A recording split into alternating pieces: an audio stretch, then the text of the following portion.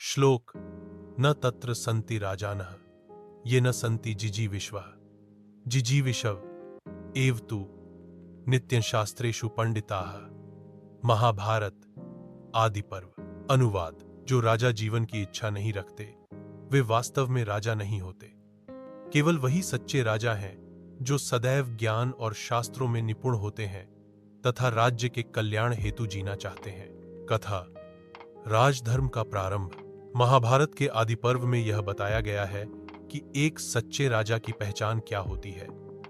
जब भीष्म पितामह ने हस्तिनापुर के सिंहासन के लिए उत्तराधिकारी की खोज शुरू की तो उन्होंने यह सुनिश्चित करना चाहा कि राजा केवल बलवान या कुलीन न हो बल्कि वह ज्ञानवान और धर्म का पालन करने वाला हो।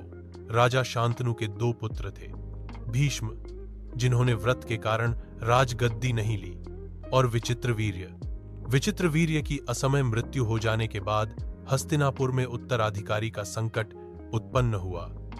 इसी समय विदुर, पांडु और धृतराष्ट्र का जन्म हुआ। भीष्म पितामह ने सभी राजकुमारों को नीति, शास्त्र, युद्ध और धर्म की शिक्षा दिलवाई।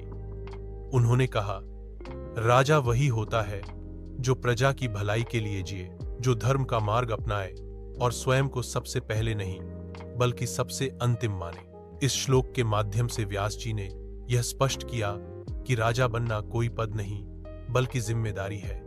जीवन का लक्ष्य केवल भोग नहीं अपितु सेवा होना चाहिए।